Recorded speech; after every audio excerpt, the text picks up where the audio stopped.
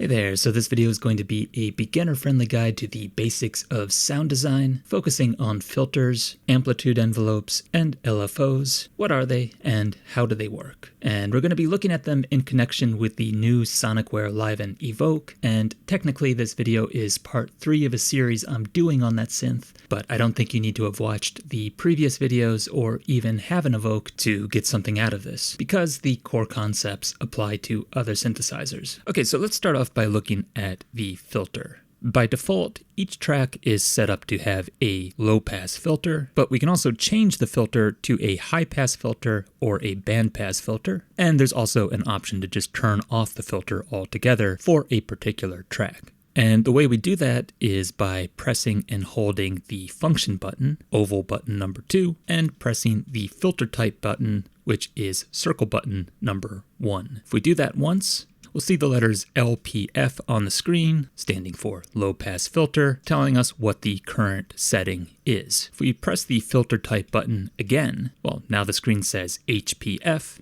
and we've changed the filter to a high pass filter. If we press the filter type button one more time, we get BPF, band pass filter. If we press it one more time, the screen says off, telling us the filter is now turned off for this track. And if we press the filter type button one more time, we get back to low pass filter. So let's start with the default low pass filter. Remember that we have 2 parameters for our filter. We've got our cutoff parameter, which is knob number 2, and our resonance parameter, which is knob number 3. By default, our cutoff is set all the way to the maximum value of 127. For those of you who are new to synthesizers, I want to talk real quick about what is this cutoff and what is a low pass filter in the first place. Okay, so I want you to imagine that this synthesizer, or really the shape of the synthesizer, this rectangle, is a big block of sound, and at the top of the rectangle, we have high frequencies, and then as we go to the bottom, we get to lower frequencies. And what the cutoff parameter is about is, imagine my finger near the top of the rectangle. Imagine my finger is the cutoff frequency, and when it's at the maximum value of 127, it's all the way at the top. As I bring the cutoff value down, well, imagine my finger goes down with it, and my finger represents the point at which we are cutting out some frequencies. And because this is a low pass filter, well, what that means is we're letting the frequencies below the cutoff point, the low frequencies, we're letting those frequencies pass through,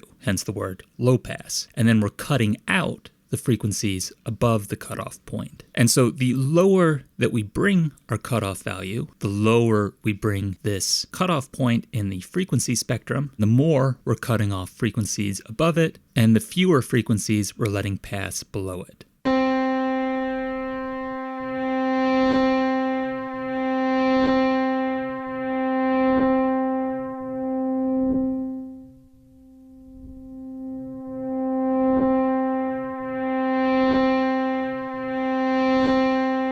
So the filter cutoff essentially splits the frequencies into 2 segments or bands, a stop band above the cutoff where the frequencies are stopped, and a pass band below the cutoff where the frequencies are passed through. Now, technically, it's not as linear and clear cut as this. In reality, the frequencies above the cutoff point don't just suddenly stop at a specific frequency. Instead, they are attenuated or weakened to a gradually increasing degree the higher the frequencies are until they finally disappear. Another way of saying that is that the higher frequencies are rolled off, and there is a curve that describes this roll-off, which you'll see in the way that low-pass filters are usually graphed. Here we have the frequencies on the x-axis with the lower frequencies on the left, and the frequencies getting higher and higher as you go to the right. And then on the y-axis, we have the amplitude or volume of the frequencies. And you can see how the volume starts rolling down after the cutoff point until it finally disappears. And the volume is rolled down by a certain number of decimals per octave, and different filters roll down by different numbers of decimals per octave. And if you ever hear about 2-pole filters versus 4-pole filters or some number of filters, that's just about how steep the curve is. The more poles, the steeper the curve, and the sharper and more pronounced the filter. Okay, so that's our cutoff frequency. Let's bring it down to a middle value for a moment. And now let's talk about the resonance value. So knob number 3, this is set at a middle value by default. If we bring this value up, what's happening here is the higher this value is, the more that we are accentuating frequencies around the cutoff point. So wherever my finger was in that illustration I did a moment ago. And this becomes really easy to hear if you take your cutoff frequency and move it around. Because in that case, since you're moving the cutoff around, and since you're accentuating the frequencies around the cutoff point, well, you're also moving around which frequencies you're accentuating. And that sounds like this.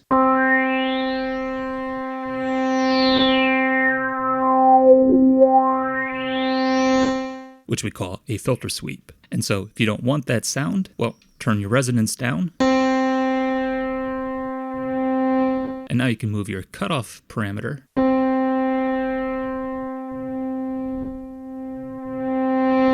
Without making that sound. Okay, so that's a low pass filter. Now let's switch to a high pass filter. And this works exactly the same way as our low pass filter, only in reverse. So going back to our very crude illustration here, once again, if the cutoff parameter value is at the maximum 127, then our cutoff point is all the way at the top of our spectrum of frequencies. And as we bring the value down, it goes down. But this time, we're letting the higher frequencies pass through our filter, hence the word high-pass filter, and we're filtering out the frequencies below the cutoff point. And that's going to sound like this. So notice if I bring this all the way to the top, well, now we're filtering out everything below this very high cutoff point. And since there's not really much above it, we barely hear any sound. Whereas if we bring the cutoff value down,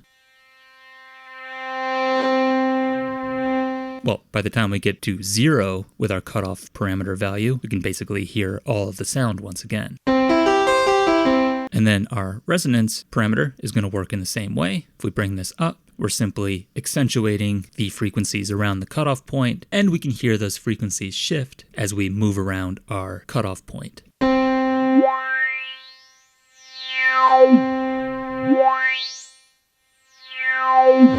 Okay, let's reset one more time and now look at a bandpass filter. So press the function button and then I'm going to press the filter type 1, 2, 3 times until the screen says BPF. With a bandpass filter, imagine 2 points in our spectrum of frequencies. One's high, one is low. And now what we're doing is we are letting pass a band of frequencies in between those 2 points, whereas we are filtering out the frequencies below and above the cutoff points, or below and above that band. Now, if you think about the band, there's a few possibilities here. We could make our band narrower or wider, letting through fewer or more frequencies. And then at a given size of the band, we can also move that band up or down in the overall frequency spectrum. And that's what our knob number 2 and number 3 are now determining when we have our filter set to a bandpass filter. What would normally be the cutoff knob is now determining the position of the band within the spectrum. So as I move that value up, we only have a small band of frequencies near the top of our overall spectrum. And as I move the knob down, we start to just have a band of frequencies near the bottom of the spectrum. And then what would normally be our resonance knob is controlling how wide the band is. This is set to a middle value by default. If I bring it down, now we just have a very small band, just a sliver of frequencies, and we can use the cutoff knob to move that small sliver of frequencies around. Notice how it sounds very similar to what we heard before with our filter sweeps, and that's because it's a similar idea. By having such a small band of frequencies, we are in effect accentuating them and then moving around which frequencies we're accentuating. But that's with what would normally be our resonance knob pretty far down. If we bring this value up,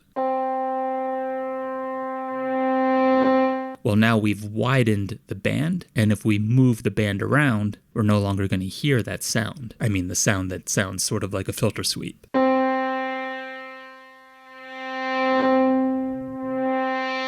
Okay, so those are our 3 filter options. The last thing I want to note here is just to reiterate that this filter setting is only being applied to track 1. It's not being applied to the other 3 tracks. So if I switch over to track 2, now we hear the full sound, and if I mess around with the cutoff parameter,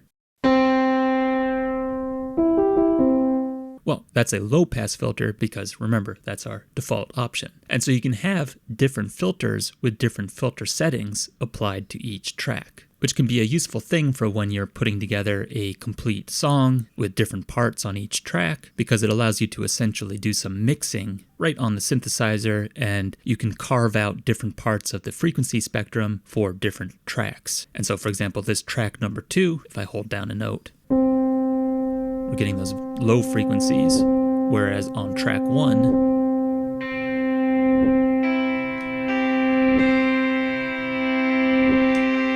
well, even though we have the same exact instruments on both tracks right now, they still sound very different and distinguished from each other thanks to that filtering. And there's a similar thing to be noted about our level and our panning parameters. These are also really useful for doing some mixing right on the synthesizer itself. For example, another way that we can distinguish between these 2 tracks and make them stand out from each other is by, let's say, panning track 1 a little bit to the left and track 2 a little bit to the right. Now if I play the 2 tracks,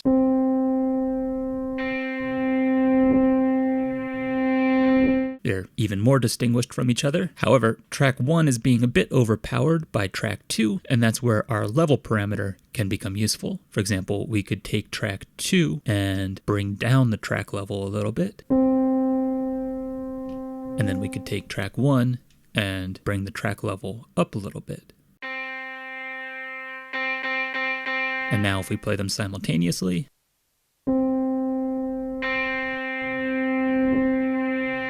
they're even more distinguished from each other. Even though I'm using the same exact instruments and playing them at the same exact octaves, which is not something I would normally do. The other way to really make your tracks stand out from each other is to change the actual underlying sounds themselves with the oscillator controls, like we looked at in the previous video, and then also to play different tracks at different octaves. Okay, I'm going to reset everything. That'll do it for our filter and our level and panning parameters. Now let's look at our amplitude envelope. So these are the secondary functions of our knob number 2 and 3. So I'm going to put a shift hold on, and let's start with our attack parameter, the secondary parameter of knob number 2. By default, this is set to 0, and then the higher that we bring this value, the longer it's going to take to reach its maximum volume when I press one of the keys. So that would be somewhere in the middle, whereas if we bring this value back down to its default 0, our sound instantaneously goes from silence to the full volume. And then if we go to the opposite extreme, setting the attack value at 127, now if I press a key, it takes a very long time for the sound to reach its maximum volume, or amplitude, to use the technical term. And one thing that I think is important to note about this parameter is that, especially with acoustic instruments like our piano here, the attack portion of the sound plays a really, really important role in establishing the character of the sound. If I set the attack all the way back down to 0 and I play some notes, well, that's very clearly a piano. But the more I raise our attack value,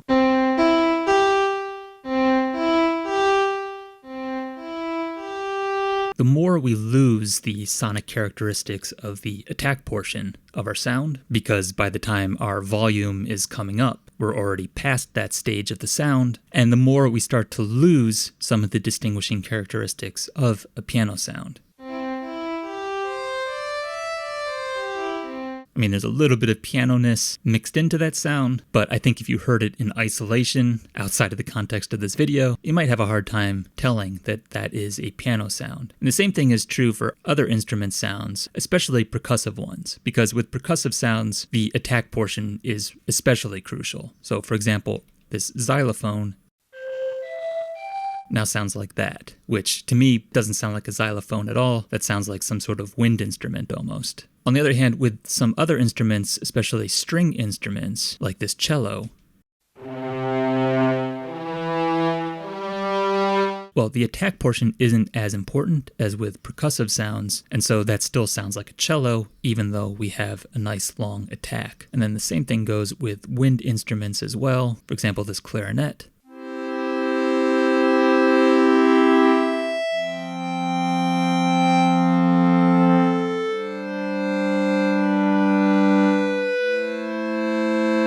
Still sounds like a clarinet, even with that long attack. Okay, I'll leave it at that for our attack. Let's reset everything, and now look at the release. So shift hold on, and by default this is set to 45. If we bring this value down to 0 and press a key, and then let go, our sound is going to instantly be released, or in other words, it's going to instantly disappear. Whereas the higher we bring this release value, when I let go, the higher the value, the longer the sound lingers around after I let go. And if we maximize the release value, the sound is going to linger around for so long after I let go of the note that we're going to start to hear the backtide modulation.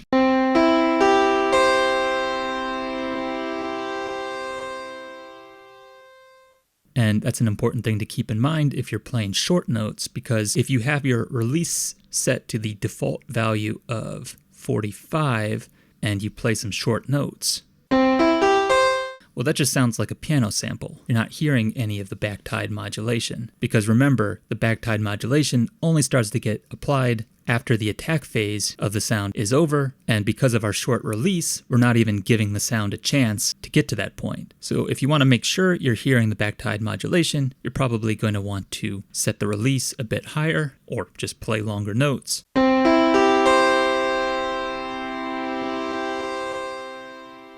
And that applies to all the other instruments as well. For example, here's our upright piano with a long release.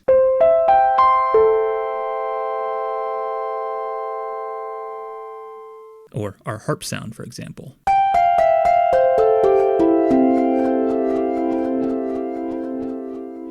And depending on how the backtide parameters are set and how strong or pronounced your backtide modulation is, this can lead to some interesting effects. With this harp, for example, it almost sounds as if we had some sort of reverse delay effect on our sound.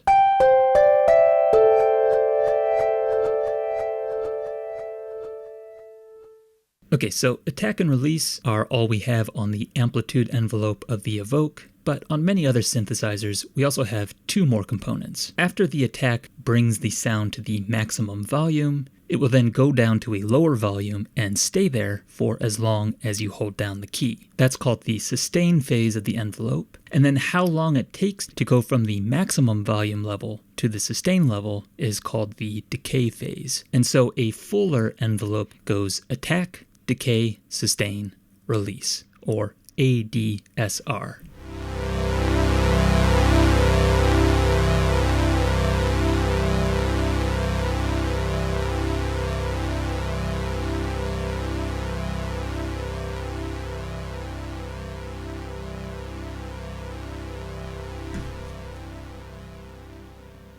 And although I've been talking about the envelopes in terms of volume level rising and falling, an envelope can also control the rise and fall of other parameter values on a synth as well, like the filter cutoff.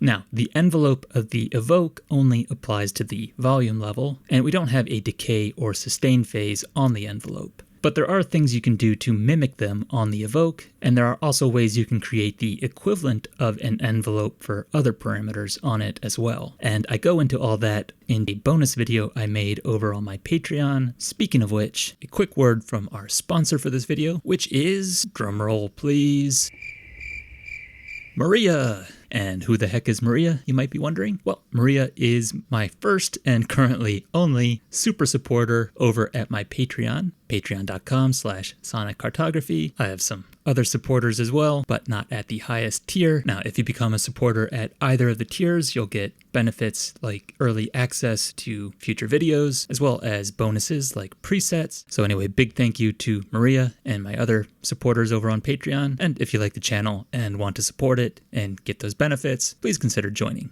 Anyway, back to the LFOs. Okay, so for those who don't already know, the acronym LFO stands for Low Frequency Oscillation, or Low Frequency Oscillator, the thing that performs a low frequency oscillation. And in the context of our synthesizer, all that means is taking one of our parameter values, like our frequency cutoff, and instead of just taking that value and parking it and leaving it there at a static value, like this, we instead move it back and forth.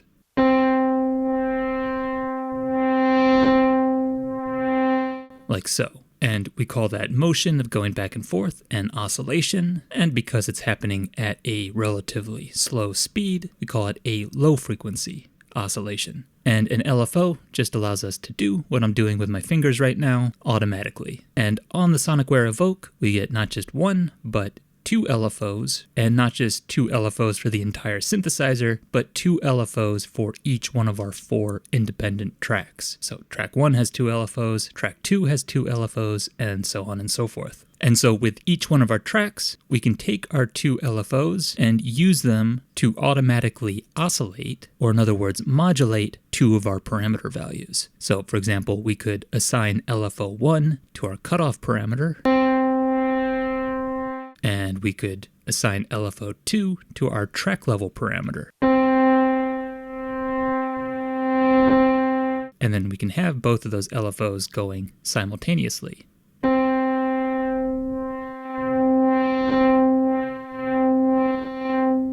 Okay, so that's all an LFO is. It's really just this motion of going back and forth with a parameter value.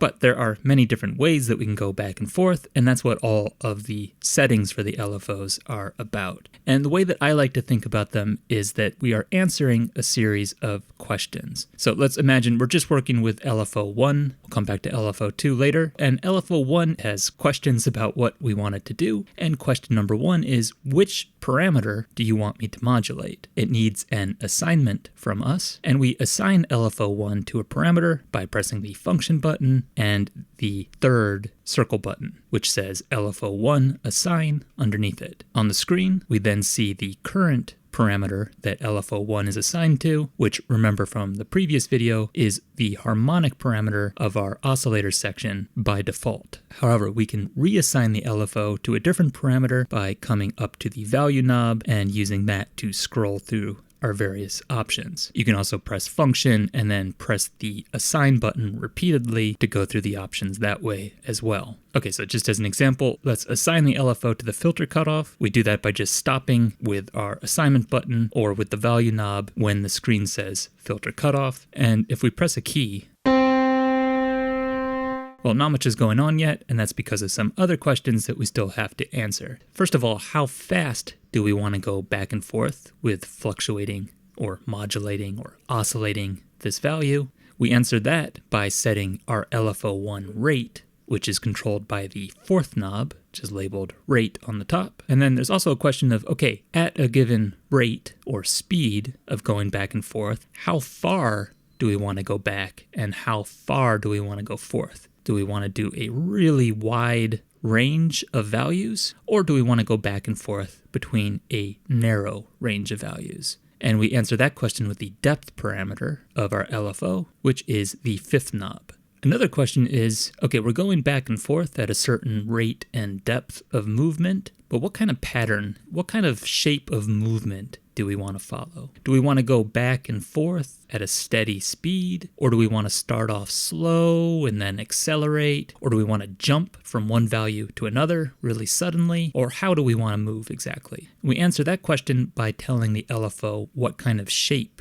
we want its movement to have, and we can change that setting by pressing function and the LFO1 shape button, which is circle button number 2. If we press that, we can then press the button repeatedly or use the value knob to scroll through all of our options. As you can see, there are many options. We'll come back and look at some of these in more depth in a moment, but for right now, I'm just going to leave it on the sine wave option. So with this one, what we're doing is we're going back and forth, and as we're going back and forth, our acceleration curve follows a sine wave where we slow down and speed up in a sort of undulating motion. Okay, there's a few more settings to look at, but at this point I've established enough of the basics that we can actually go back and now look at some of these settings in more depth and actually hear what we're talking about. So if I play the keys right now,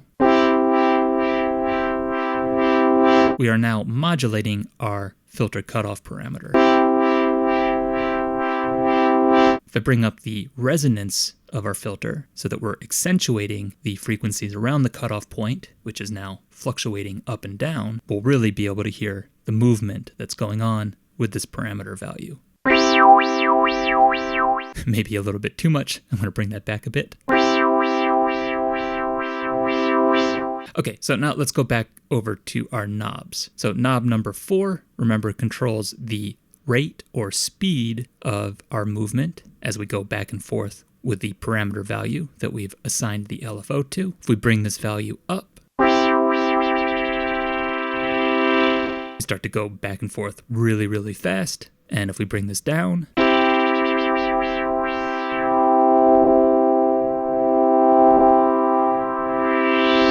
we start to go real slow. And then with our depth knob, knob number 5, this is set to a mid value by default, but if we bring it up,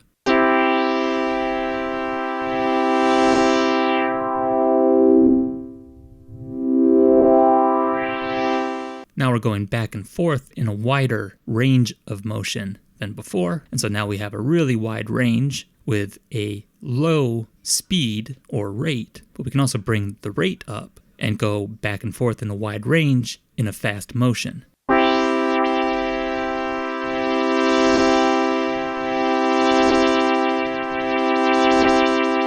Okay, I'm going to bring the rate back to make it a bit more subtle.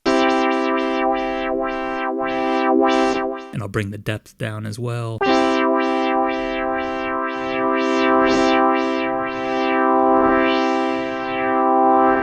And bring the rate down even further. Let's keep that depth and rate fixed for a moment and look at our shape. So right now, remember, that's set to a sine wave, but listen to what happens if I change it to a square wave.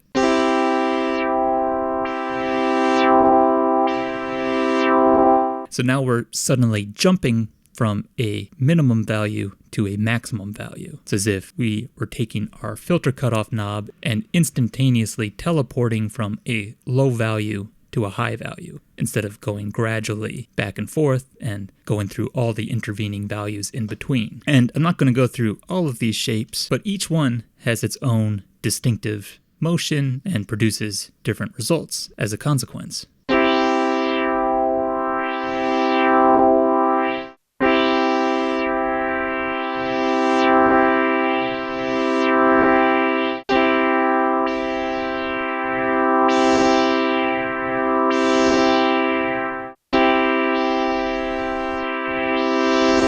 We also have a ramp up option where we start at the minimum value and then go up to the maximum value in a straight line. To make this a little bit more clear sounding, I'm going to bring our initial cutoff value all the way down so that we start by filtering out almost all of the sound, and then we gradually bring this value up with the LFO.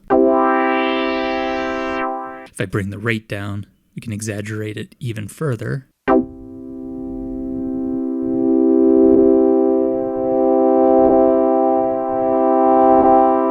Then we also have a ramp down option, which does the opposite. And with this one, I think it'll be easier to hear if we reassign our LFO. So pressing function and circle button number 3, if we reassign it to the track level parameter. So now we're going to be starting with our track level at its maximum value, where we've currently set it manually with our track level knob. And then we're going to be slowly ramping this level down. And so we should hear a dip in our track volume the longer that I hold down the key.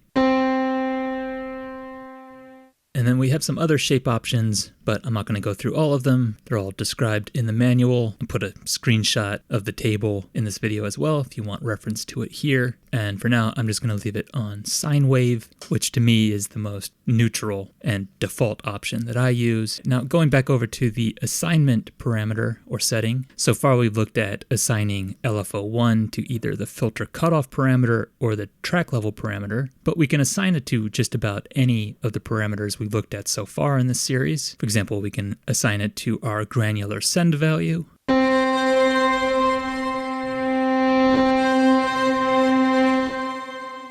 our reverb send value,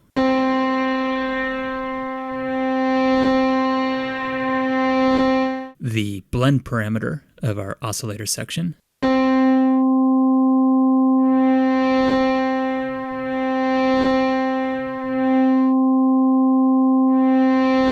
so now we're oscillating back and forth between the acoustic side and the electronic side of our blend. We can assign it to the depth of our backtide modulation,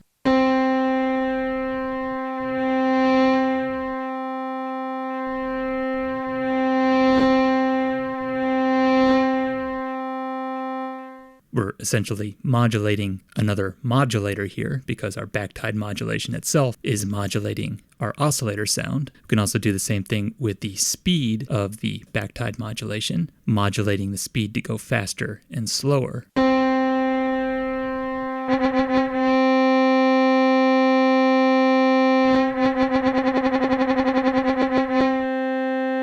We can modulate the harmonic parameter, which is how this LFO is set up by default, but now we're doing it with a different rate, depth, and shape. Actually, let's turn the blend over to the electronic side so we can really clearly hear this.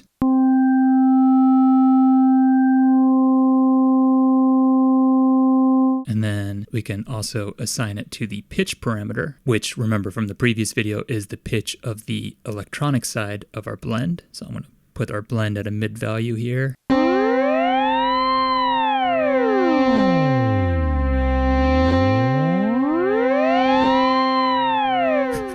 Which sounds pretty goofy with the depth of our LFO so high, but if we bring the depth down,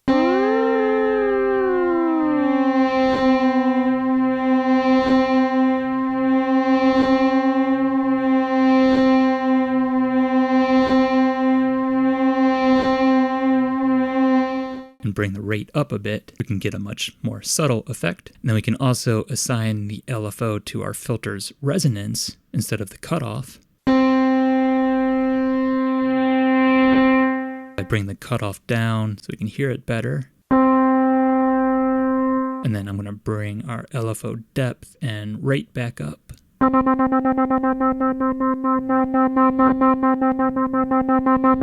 You can really hear that resonance coming in and out. We can also assign this to our pan parameter. Get some nice motion in our stereo field. And then we've already seen track level. But on LFO1, there's also an option called Oscillator level, which is subtly different. If I just press one key, it sounds pretty similar, but listen to what happens if I bring our rate of our LFO down, our depth way up, and then I start playing a series of notes and holding them down.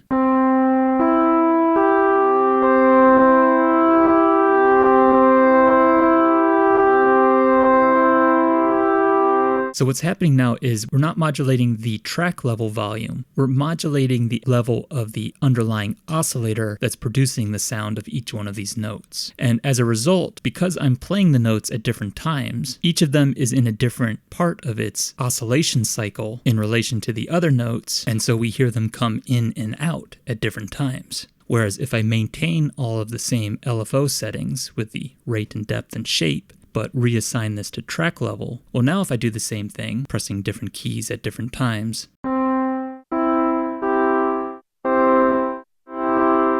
well, the same exact oscillation is being applied to the overall sound all at once, and so the notes kind of lose their independence in terms of how they're oscillating with their volume. So that's the difference between track level and oscillator level as LFO assignment values. And one thing to bear in mind here is that oscillator level is exclusive to LFO1. It's not an option on LFO2, which we'll come back to in just a little bit. And then one other assignment option, which is worth noting here, is tune, which is another parameter we haven't gone over yet because it's not represented by any of the knobs on our synthesizer. So this is similar but different to our pitch parameter. Remember, our pitch parameter is only controlling the pitch of the electronic side of our blend, whereas the tune parameter is for both sides of the blend for the overall sound of this track. So now if I press a key,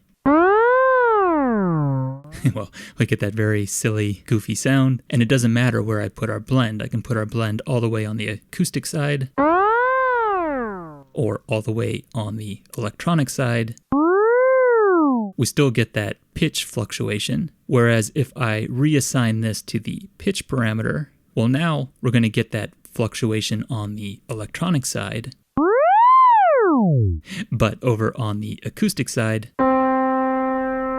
the pitch or tuning of that sound is unaffected. And so if you want to blend a constant pitch with a fluctuating pitch, you want to use the pitch assignment option.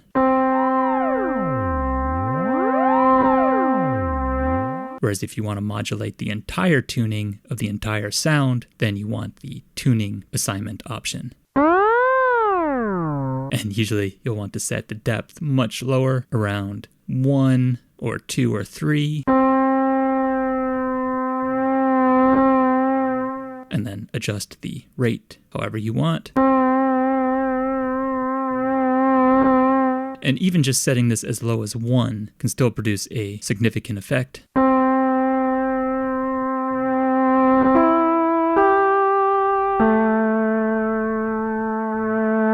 Producing a modulation that we call vibrato, which can sound especially nice with the string instrument sounds.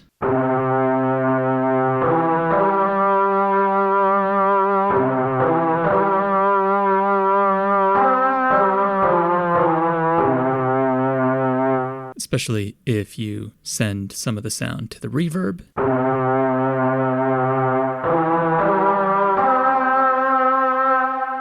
And use the filter to filter out some of the harshness. But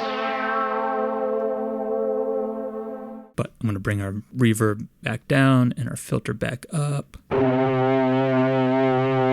so we can just focus on what's going on with the LFO. And that'll do it for our assignment options for LFO1. Then there are just a couple of other settings to look at here. And to access these, we're going to press Function and then the LFO1 setting button, which is circle button number 4. If we press that, we see on the screen the word trigger briefly, and then the screen changes to show us what our current setting is. And right now it's set to something called infinite, but we also have options off and then a series of numbers, 1, 2, 3, 4, 5, 6, 7, 8, and then back to infinity. And then we go around in a circle to off. To illustrate this, I'm going to change our rate and depth a little bit so that we have a very exaggerated LFO again. I'm going to bring our depth up. And then I'm going to bring our rate down. I know this isn't a nice sound, but it's going to help to illustrate things here. So with this trigger setting, which we currently have set to off, what we're saying right now to the LFO is that we do not want it to be re-triggered every time that we press a key on the keyboard. Or in other words, we want it to just go continuously in the background no matter what we're doing. So for example, if I press one key, and then another, and then another, and then another,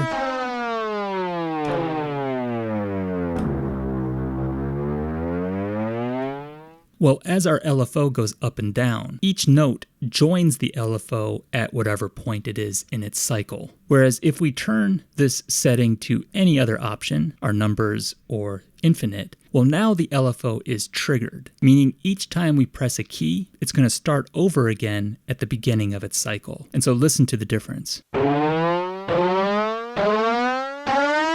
Versus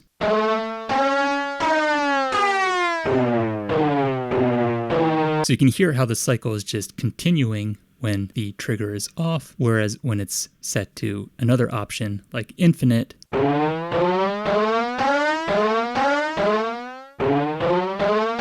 it starts over again at the beginning every time I press a key.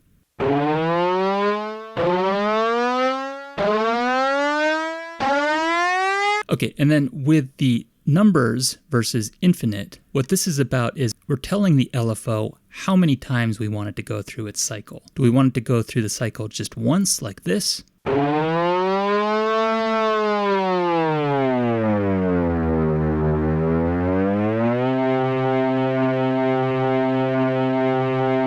And then stop? Or do we want it to do that 2 times? And I'm going to bring the rate up so it goes a bit faster now. Or do we want it to go 3 times through its cycle? And then stop. And so if I press a series of keys,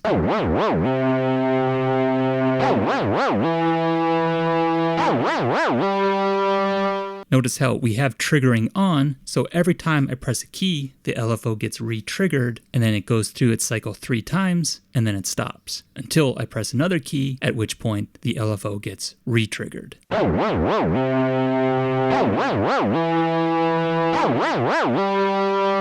And so we can go anywhere between 1 to 8 cycles of the LFO every time it's triggered.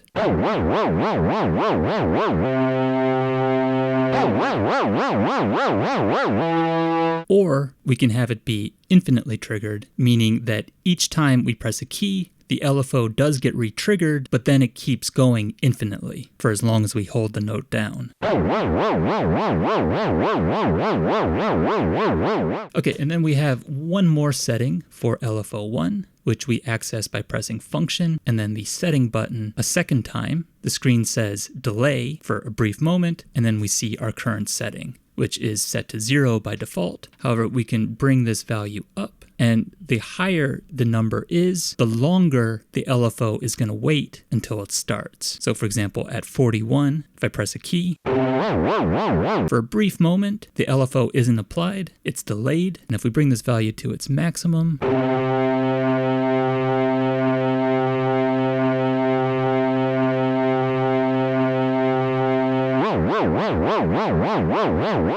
well, we have a very long wait before the LFO gets applied. And another difference between LFO1 and LFO2 is that this delay is exclusive to LFO1. LFO2, unfortunately, doesn't have a delay. All right, so that does it for LFO1. I'm going to put it back on a normal setting by bringing down our delay and then bringing our depth back down to earth.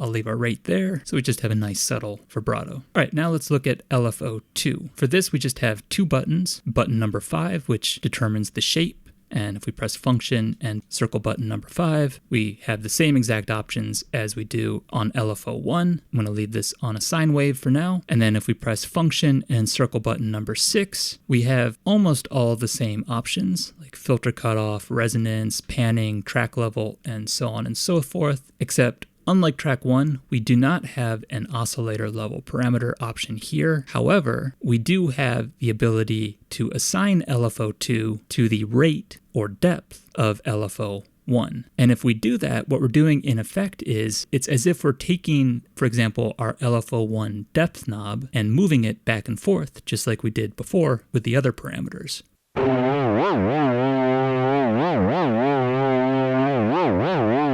And then to control the rate and depth of this LFO, well, it's the same 2 knobs, only the secondary parameters of them. So we'll put a shift hold on and then use knob number 4 to adjust the rate and knob 5 to adjust the depth.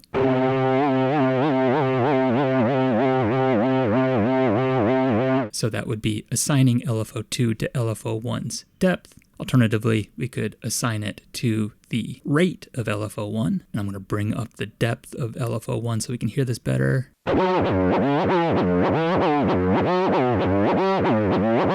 So you can get some pretty crazy sounds this way by assigning LFO2 to LFO1 and thereby modulating your modulation. But you can also just assign LFO2 to a completely different parameter, like let's do our panning, for example. And bring our LFO1's depth back down to earth. And maybe slow down LFO2.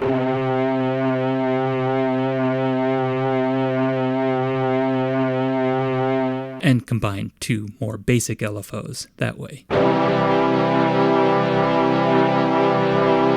Okay, and then finally, and a bit of an oddball here, there is one more setting for LFO2, but it's a bit hidden in one of the buttons for LFO1, and it's our setting button here, so button number 4. If we press function and we press circle button number 4, 1, 2, 3 times, we'll see the words to trigger on the screen, and now we're controlling the trigger option for LFO number 2, which is set to infinite by default, but we could also turn it to something like 2. And so now we're just going to do 2 oscillation cycles for LFO2, and so we're just going to pan back and forth a couple of times, and then we'll stop.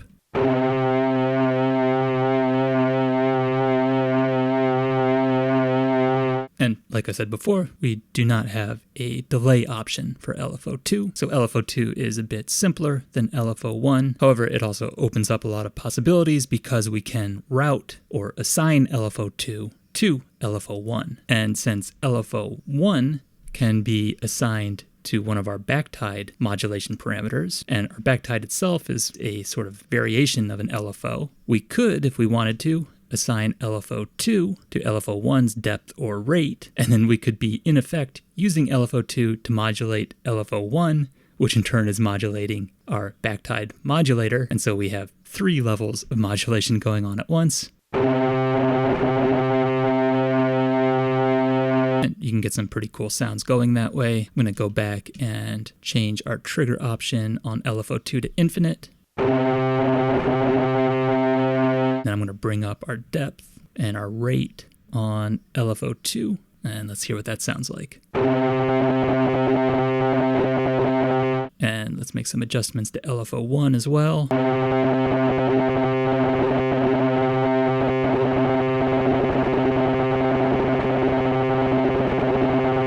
And let's send a little bit of that to the reverb.